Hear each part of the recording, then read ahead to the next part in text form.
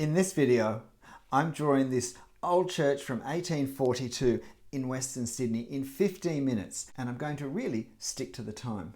Short time drawings are really helpful to improve our drawing because it forces us out of whatever our normal drawing habits are. And this includes our bad habits because there's just not time for them.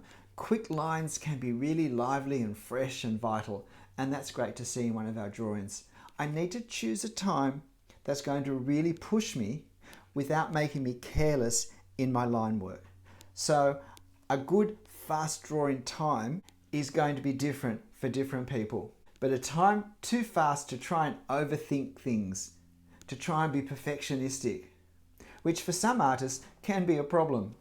My Instagram drawings mostly take about 6 hours, so this is a very different approach to the way I normally draw, and I find it really helpful in bringing back a sense of liveliness to my line work. It's also great preparation for location sketching. So in a moment you'll watch me draw this as best I can in a 15-minute time frame, but I'll speed it up to 10 minutes so it's not quite so long but still slow enough for you to see what's happening, and I'll record a voiceover of what I'm thinking and planning as I draw. At the end, I'll wrap up with a few technique tips on specific parts of this scene, which are the sorts of details I think it can be very helpful to take particular care with, even in a fast drawing, to help give a sense of reality. I'm drawing this with a 0.5mm pen, and I'm going to use two of my Copic sketch markers for a bit of tone work, an N6 for up here and down here, and an N3 for any other tone I want to place on the drawing. So let's go. Now, this is actually double time because I drew the 15 minutes, but there were a couple of things I really still wanted to add that I thought were really important technique things to be able to refer to. So in the end, I had my pen on the paper for closer to 20 minutes, and so I've reduced that to 10 by doubling up the speed. It certainly still looks slow enough for most things. Now, it's always important to go a bit slower at the very start because we're trying to establish proportions and get some of our first angles correct. If we get the first proportions and angles correct, then we can use those to reference off the rest of the drawing. Now, there is lens distortion here that the vertical lines slope towards the center as they get higher, but I'm not wanting to incorporate that because it certainly wasn't apparent in real life as I stood in front of the church. When drawing spaces like the left side of this front tower, it's very easy to make them too wide because we tend to follow the diagonal line of the width. It's far better to see it as a horizontal space between whichever other line of the wall we've already drawn. And then we simply seek to draw a gap the same size. If we follow the diagonal line, we tend to make it too large because diagonals are longer than straight across. So I hope that makes sense. I start to put the bit of detail in for the door, and it's probably spent a bit too much time on it, but couldn't do much about it once I'd done it. And now I do the top of the square tower where there's a slight corners step out, little decorative effect, and then there's the octagonal tower on top. Now, this little octagonal tower, brick tower, the entire church is made of brick, is, I suppose, the most outstanding feature of the church. So it is important to try and get it right. But before I did it, I thought I'd just put in this 1842 plaque so that I wasn't rushing it at the end, making a mistake with the proportions. But I did make a mistake with the proportions. It was too high. It should be narrower. So now I'm looking at this, I am feeling the time pressure and I'm not quite referencing things as well as I normally would, and I didn't get these initial lines in the best place.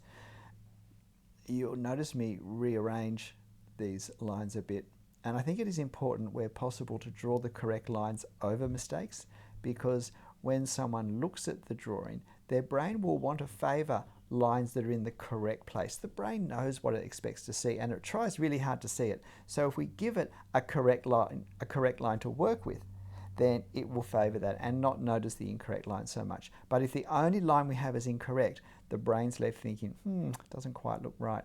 Now, I mess up this left-hand top corner of the tower a little bit around the corners, but I realise that this tree foliage is so close that I actually do the outer edge of it just to remind me to make sure I do it, because it's going to cover that little bit where I fudged it a bit. It's important not to overly labour details such as these round vents in the octagonal tower, because they are not in the main line of view, and so we don't want the eye going to them, because the line work ends up being extra fussy and thick and slow. So now I'm really trying to work out the proportions of these sides of the church using what I've already drawn as my reference. The tower is all brick, so I'm trying to work out how am I going to show that at some point. I think it's important to give some indication of the brick texture, because the brick pattern, the brick effect, is actually a very important part of the overall effect of the church. And if we don't put that in, it looks even plainer than it really is, like it's somehow rendered or something like that. But I'm not worried about that for now, because the important thing is to get the outlines in place. And I just realized there's some detail that I can't remember actually drawing in. That extreme right hand side of where the roof slopes down, of course it angles out horizontally, and I don't think I actually drew that, because I can't remember drawing it, and I can't remember doing the eave sloping back. So there you go. It was very fast. 15 minutes does go very fast. So there is this graveyard surround in the front, and I wanted to capture that because I feel it gave a nice sense of distance. By putting something strong in the foreground, it pushes the church back some distance, which does create a nice depth in our scene. And it lets us feel that we're looking at a larger structure when we feel like we have to be some distance from it to see it. And because this is such a simple structure, it isn't straightforward to know what the size is. In fact, if I were to stand up against this church, the top of my head would be probably just below the... it would actually be below the, if you like, bottom sill of those front windows. Eye level is around there, but I was standing on slightly higher ground from where I took this photo. So I do the detail for these rails, but I am aware I am going to use the N6 marker to colour them. So I'm really wanting to position them and get the sizes and the perspective there correct, but I'm not going to overdo it. I'm trying not to overdo the drawing, because this is where in a 15-minute drawing you can't really double up on media in that way. So my time is getting pretty close to being up. I've only got a few minutes left, so I'm doing some of the last of the line detail, and I am starting to think a bit more about how I'm going to do these bricks. The thing about bricks is we kind of know what size they are, and if we get them wrong, we can affect the scale of our drawing. So if I were to draw the bricks too large, it would in effect make the church look smaller, and vice versa. But as it turns out, the bricks are normal size, and it's a large-ish building, and we're some distance from it. So the challenge is to draw the bricks small enough so that we make the building look large enough. And so I feel like the stronger line is the horizontal line. So at this point, I'm just working on getting a lot of horizontal lines. And it's a bit easier because most of the brick lines are horizontal. There aren't many that are perspective angled. I realize I've actually got a minute left to go and I haven't done any pen work. So I grabbed the N6 and I quickly rough in this darkest tone. And look, honestly, when I get to this, I think I'm pretty much out of my 15 minutes. And I decided to keep going, although I'll make no pretense that the 15 minutes wasn't up at this point. Partly because I wanted to get the N3 tone in as well, just to soften the effect of the N6. But also because I really wanted to do a little more on the brickwork, because I think it's a fairly important demo on brick texture, which is often a big problem for people who draw architecture. And it's a great example of my drawing method of capturing the effect, not the actual detail. So I'm thinking, am I going to stop? Am I going to keep going? And I decide now to push on. And so there's another 5 minutes, which brings me up to 10 minutes, half time. I put a bit of detail on each side of the church because that helps pop the church forward. I decide to actually do an N1 from memory on the grass, and then I do some N2 on the couple of lower courses of sandstone that the church sits on. And then I'm looking at my lines, my horizontal lines, and I'm thinking, what can I do to them to make it just a little bit more bricky? Putting the vertical lines between the bricks on can be tricky because that's where we really can get bogged down with the precision that just really doesn't work for this sort of scale. And so when I get to that point, which is in a moment in this, instead of doing lots of vertical lines, I really do just more points, just more little tiny dots that represent the divisions, vertical divisions between the bricks. And I feel like that really says these are bricks without being so much detail that they have to be really precise and exact, which is always the problem if we start to draw the detail too much.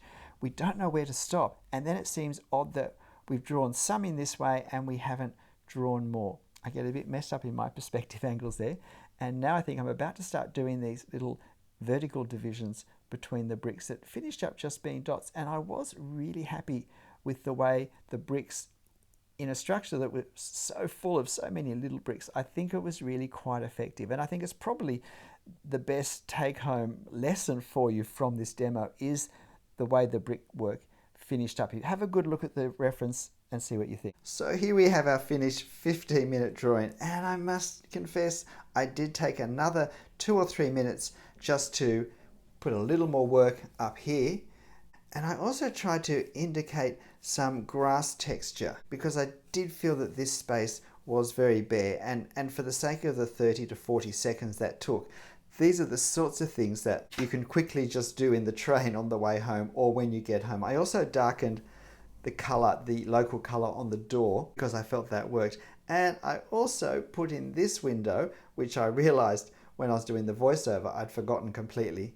And I added this right-hand side eave, which I mentioned in the video that I'd forgotten. But have a look at the brickwork. I actually am, for a very quick sketch, happy with the way I've indicated the effect of the brick so that the scale of the individual bricks still comes across as small enough that it doesn't make this building the size of a house. It actually lets it be larger, lets it be a public building of some kind. And if you'd like to have a go drawing this same church in 10 or 20 or 30 minutes, then I've posted this on my YouTube community page so you can print off a copy from there and have a go yourself.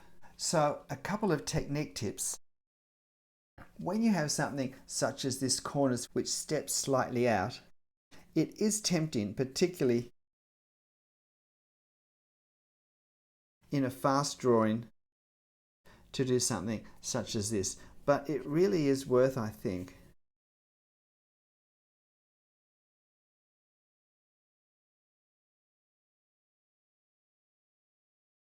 creating a sense of an underneath ledge ever so slight that we can actually look up into, and also a slight stepping out. I've probably overdone it here because I was very conscious that I was going to show it to you at the end. When trying to give some texture to indicate grass, it's important that we allow for foreshortening. So further away, we're going to have lines and dashes that are quite close together and are very small. But as it gets closer to us at the front, the gaps can start to increase, and we can go from just very light dots to actually things that might look like little bits of grass or clumps of grass. What's important is that we don't use the same type of line work and scale of line work all the way back to the distance. See how this has a sense of moving backwards? It's only in the very closest parts that, in a scene such as this, we give a sense of the vertical to our grass. And I'll just highlight again what I was saying about the brickwork. We draw these horizontal lines really as close together as we can. But with the vertical lines, we can do them in a more minimal sense and make them at times even just dots. That becomes clear enough and accurate enough that we realize that these are bricks, but it's still so imprecise that we're not expecting to see all the bricks. Because when we look at the original, we're not focused on individual bricks. We have a sense that they're there, but we don't see all the bricks one by one. And so to try and present that in our drawing would be to introduce an unreal element by trying to be too real. I hope you found this helpful. It is a really great thing to do, to make yourself do some quick drawings, particularly in a time limit that you wouldn't normally use. If we usually draw in a longer time period, we learn things doing it this way very quickly that we can take into our longer periods. I'm Stephen Travers. Have fun with this. I'll see you next time. Bye.